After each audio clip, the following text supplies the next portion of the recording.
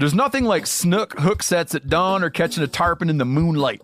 Find your next fishing trip made easy on fishingbooker.com and experience the magic of the Sunshine State or any other destination on your fishing bucket list. Book a blue water adventure in search of sailfish or go snapper fishing with the kids. With over 6,000 captains and trips to choose from, planning your next one just got a whole lot easier. Download the Fishing Booker app on the Google Play or App Store, or visit them online at fishingbooker.com to book your trip today.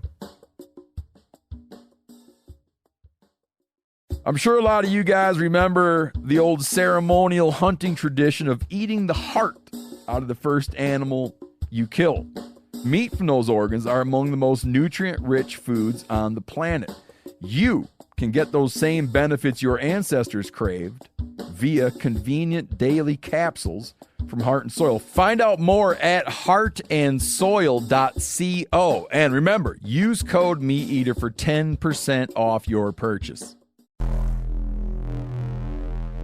Welcome to the Wired to Hunt podcast, your home for deer hunting news, stories, and strategies. And now, your host, Mark Kenyon. Welcome to the Wired to Hunt podcast. I'm your host, Mark Kenyon, and this is episode number 389. And today, we're back for another Rut Fresh Radio episode in which we're getting from the field updates from all the country on current deer activity, deer behavior, and the tactics that are working right now.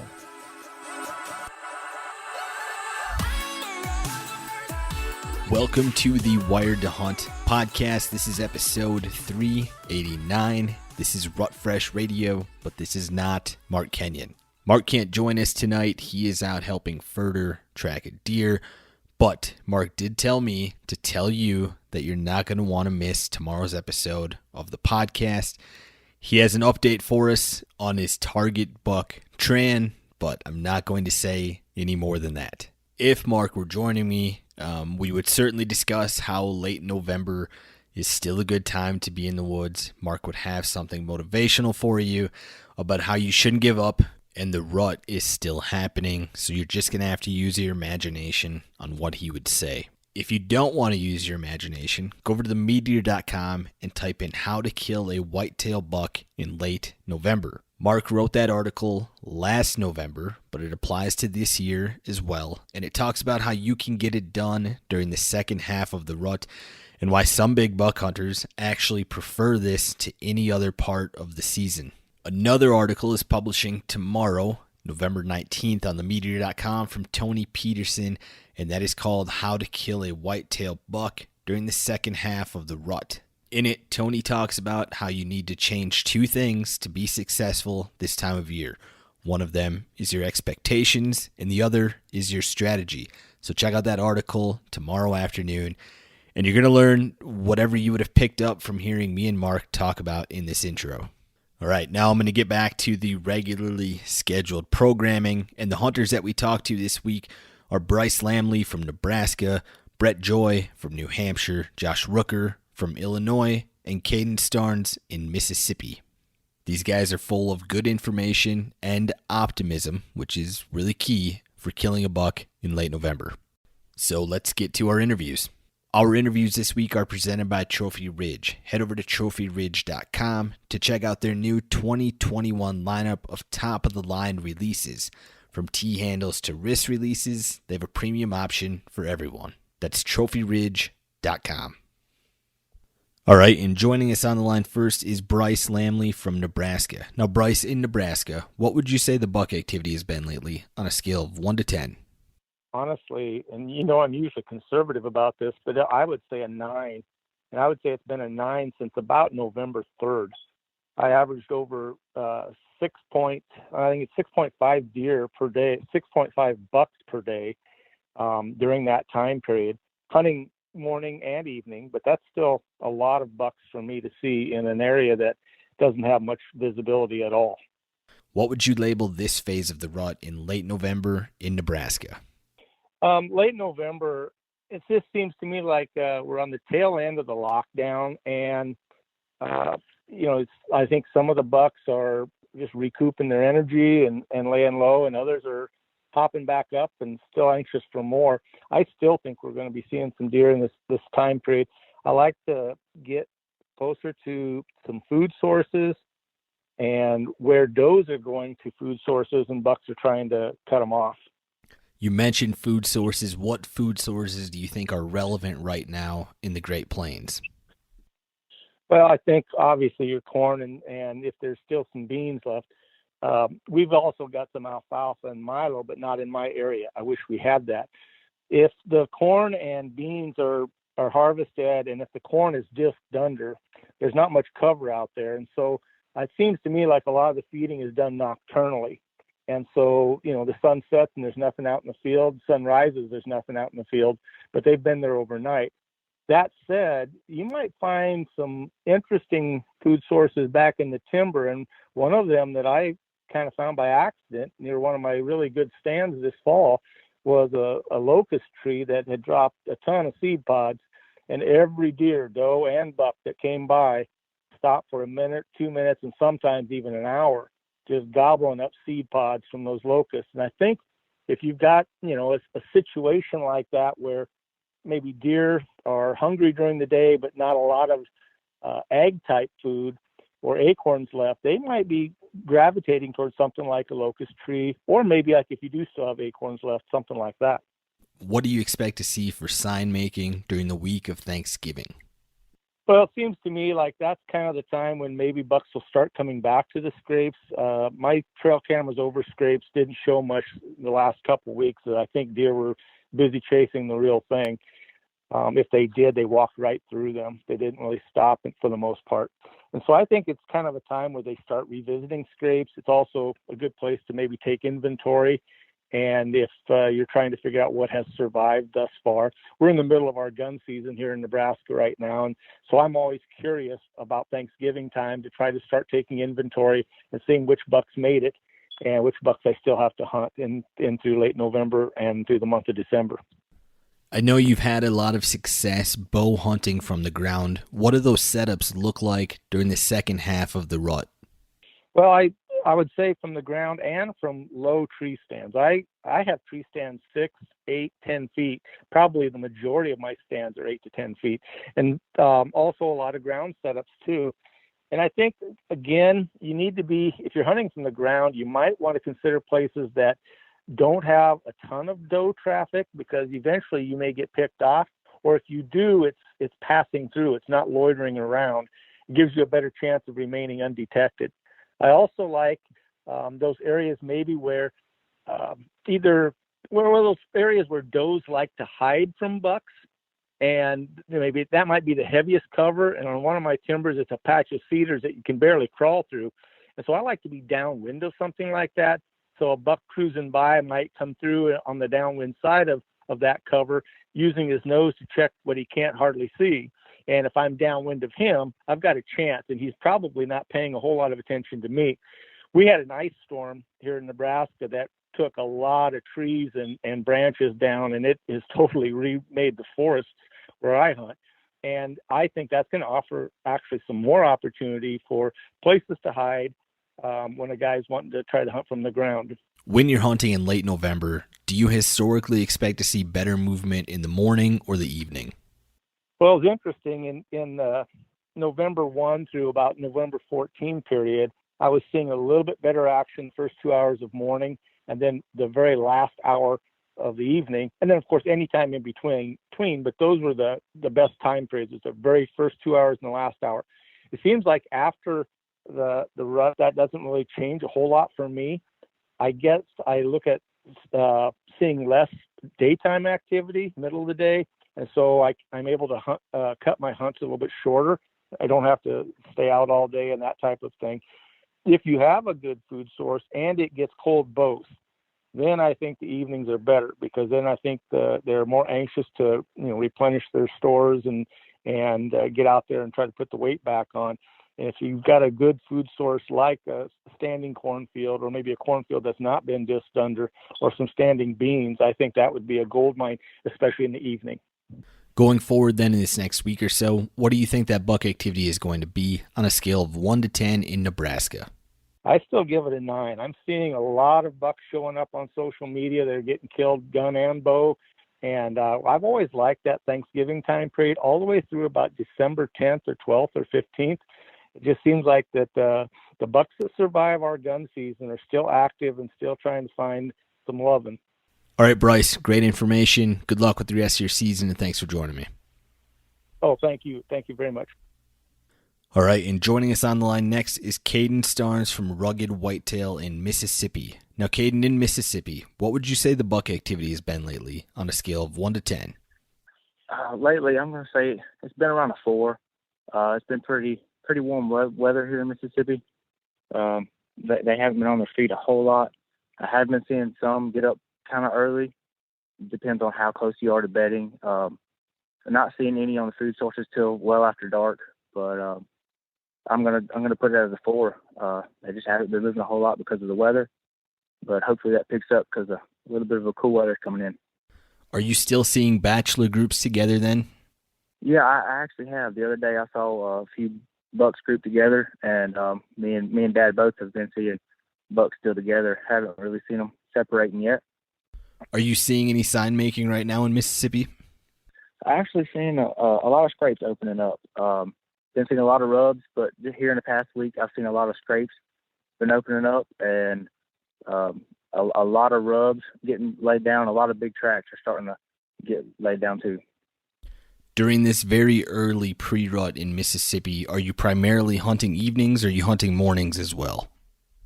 I'm hunting both. I tend to scout a lot in the morning. I scout a lot of public, so I've been scouting a lot of public in the morning, and I'll hunt the evening more just because it's been kind of warm, and I haven't seen them on their feet a whole lot right now. But I'm going to start hunting mornings here pretty soon. When you're scouting on public land in Mississippi in season, what sorts of things are you looking for right now? Right now, I'm looking for the sign. I'm looking for fresh sign, scrapes right now, rubs, fresh rubs. Looking for big tracks. I usually try to stick to the transitions, and then I'll follow the sign back from there to bedding. If I find an acorn tree that there's a lot of sign under, I might fit that, but I just try to stick close to bedding.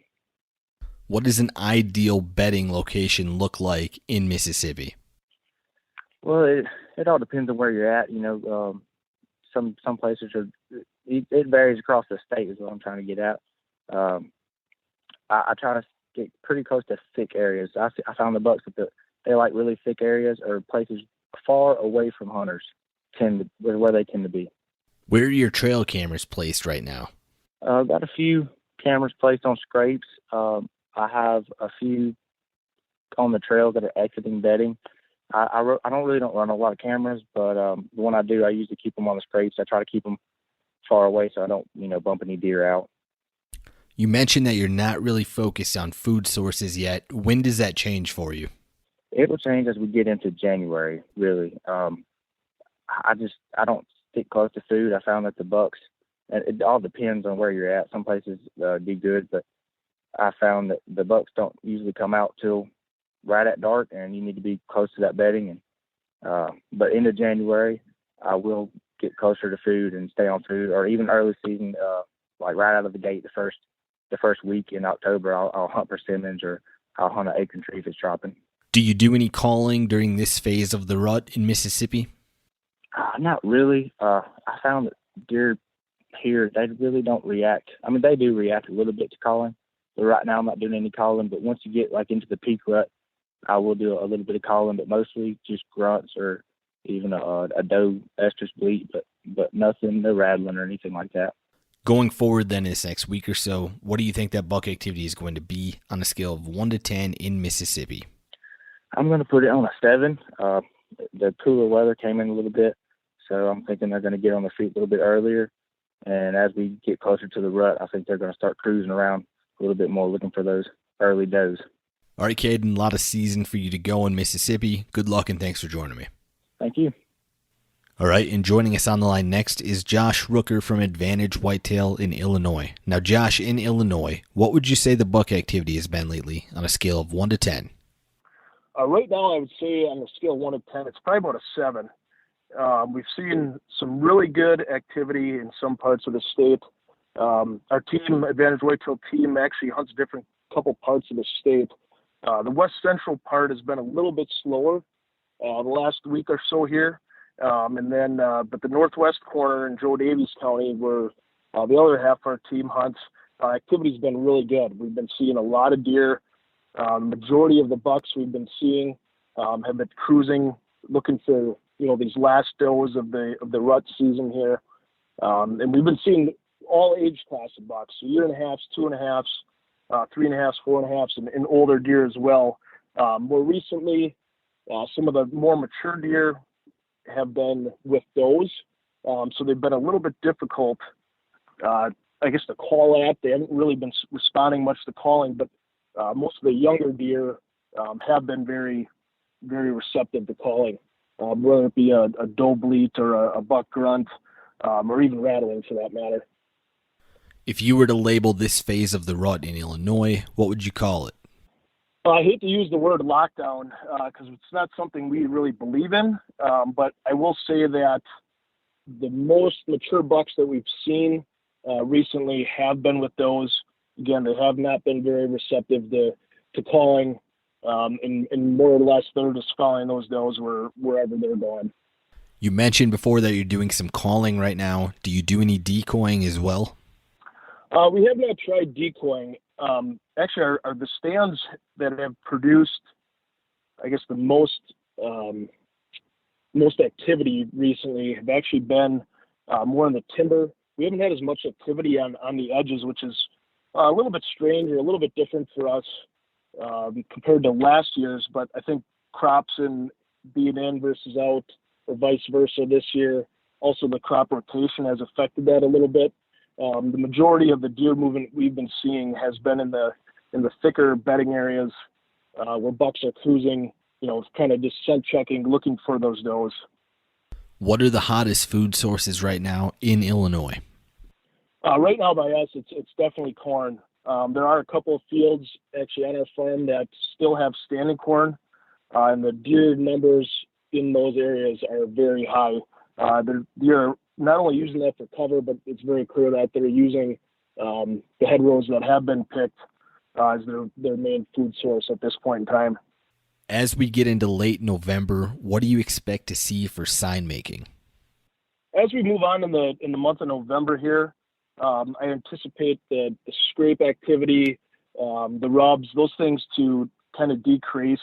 Again, we're going to see a lot of the bucks checking out the major food sources, whether that's acorns in your area, beans, cut corn, could be alfalfa, depending on the specific location. Ours happens to be corn here, but really in the next couple of weeks here, it's going to be really focused on those food sources. That's where the does are going to be, and the bucks are sure to follow.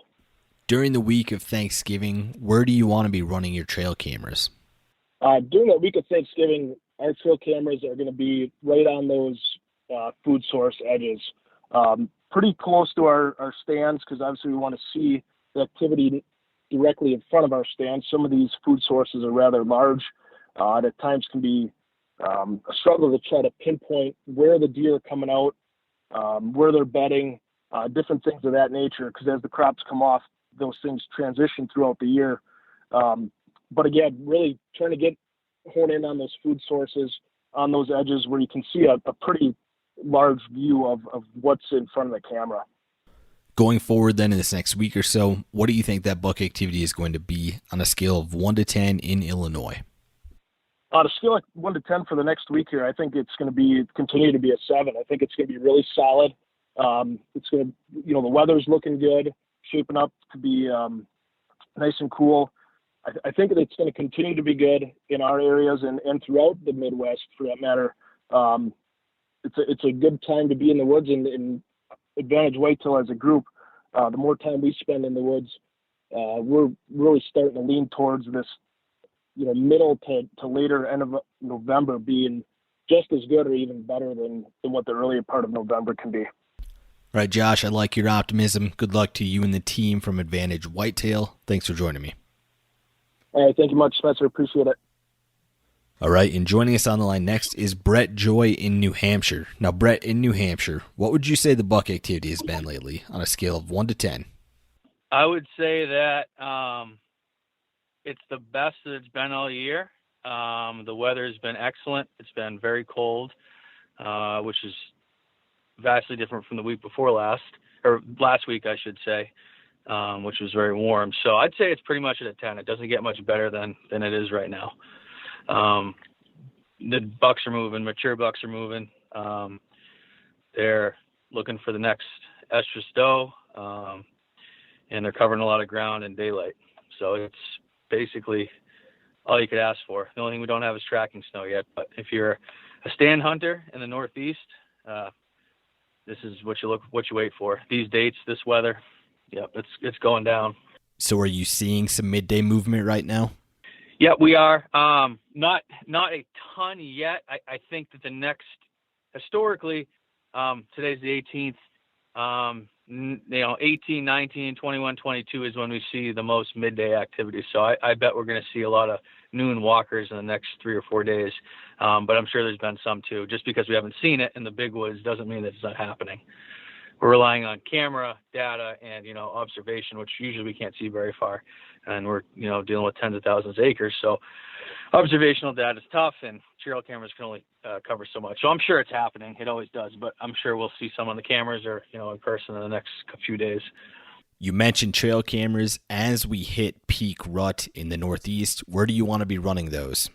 The only difference is I may put some on major trails, like travel areas, pinch points, funnels, just main travel corridors where those deer are, using to get from point A to point B. I will say, though, I don't rely a ton on trail camera data this time of year, just because, when bucks are going from A to B, they're not moseying around, they're not taking their time, and there's just less opportunity for them to walk in front of your camera. So just because you're not getting pictures of the bucks you want to, if you've had them in the last couple weeks, 2-3 weeks, you can expect that they're going to be somewhere close, and at any point they could cruise by you. So I wouldn't get too down if you have the picture or have a picture of the buck you're after, in the last few days. We have been getting some good pictures, but it's definitely tailed off since, late October or the first week in November. So they're still on scrapes, a lot of them, and those bucks are hitting scrapes kind of if they're in their way, I would say. But it's not like they're going out of their way, working scrapes, making a bunch of new ones. They are to an extent, but the scraping activity has definitely declined. And subsequently, the trail camera activity has declined as well. But that doesn't mean the deer or the buck activity has declined. It's actually increased. So that's just an important takeaway that I've learned over the years, especially in the big woods. When you're doing some in-season scouting in the big woods, what are you looking for when you're trying to find buck bedding and doe bedding? I'd be focused definitely on doe bedding. I don't think these bucks are bedding much, and if they are, they're kind of bedding where they end up, randomly because they're tired and need to lay down for an hour before they go look for the next doe. So I'm focusing on doe bedding. That can be anything. It can be, a thick, conifer stand. It can be edges of a clear cut. It can be topography based in the mountains, like points on ridges. It can be swamps. So looking for a concentration of does is really important. And obviously buck sign is going to help as well. But if you can find rubs, that's great. Scrapes, all that stuff. But really does are where it's at. And if you can find an area that, is a highway between two areas that hold good, densities of does, then you're going to be in a good area, I would assume, and have some action. But, staying mobile, if you haven't found that spot and looking for it is good. If you bump a bunch of does, that's probably a good area. And that one thing that I've kind of come to the realization over the past few years is if you bump does out of a small area where the does live, they're not going to leave. And just because you bump those does, that buck that may or may not be in that area doesn't know those does got bumped. He's still going to come through and check that area. So just because you bump the does out of there, that buck still knows those does live in that area. And he's going to keep continually circling through those areas to check them. So I wouldn't be too concerned with blowing does out. Find the does. And, the does aren't going to really leave either. They have relatively small core areas. So if you bump them a couple times, you're not going to just completely leave the country. So I wouldn't be too concerned about that right now. If we got a fresh blanket of snow in the Northeast within this next week, how would that change things for you on a tactical level? Yeah, it would actually change things a lot. Right now, we've been sitting on, known areas where bucks cruise from the past few years, targeting specific animals, but really, it's tough to target a specific one right now. You're going to have to hope that the one you're looking for walks through, but it could be any number of bucks. But I do have a couple deer that I've got pictures of recently that I am not familiar with years past or even earlier in the season. I have no idea what they're doing, if they're random. I know they're in the area. I'm hunting them now, where I think they may come through. But if we get snow and I am able to find a big track, that's a real fast way to get on that deer and kill him in a day, rather than trying to hunt him for the rest of the season and hope that he walks by with limited information on him. Going forward then in this next week or so, what do you think that buck activity is going to be on a scale of 1 to 10 in New Hampshire? I think it's going to remain in a 10 for the next 3 or 4 days. It may taper a bit towards the end of the week, maybe to an 8 or 9, but I still think it's going to be really high. Peak breeding is tomorrow, essentially, in New Hampshire. So that's great. And just on the other side of peak breeding, maybe the 22nd to 27th is really good action. A lot of older deer up cruising, looking for does. It's going to start to taper off, towards the 30th a little bit. You're still going to have good activity, but just maybe not the midday, all out zombie mode cruising, as I call it, where those deer just searching and searching relentlessly. All right, Brett, I know you guys just killed a buck there, so I'm going to go check out that video on the Just Hunt Club on YouTube. Good luck with the rest of your season, and thanks for joining me. Thanks, Spencer. And that concludes this week's episode of Rut Fresh Radio. Thanks to Bryce, Brett, Josh, and Caden for joining me, and thank you guys for listening. Like I told you earlier, head over to themeateater.com and read up on those articles that I mentioned, how to kill a whitetail buck in late November, and how to kill a whitetail buck during the second half of the rut. There's some really good wisdom there from Mark Kenyon and Tony Peterson. Also, make sure you're subscribed to the Whitetail Weekly newsletter. It comes out every single Monday, and it has exclusive content from folks like Mark, Tony, myself, Dylan Tramp, Pat Durkin, Danielle Pruitt, and more. One final thing, Back 40 Episode 2 is available on Meat Eater's YouTube channel right now, and Episode 3 is going to be dropping on Sunday. Good luck to everyone listening. I will talk to you next week, and until then, stay wired to hunt. I'm sure a lot of you guys remember the old ceremonial hunting tradition of eating the heart out of the first animal you kill. Meat from those organs are among the most nutrient-rich foods on the planet.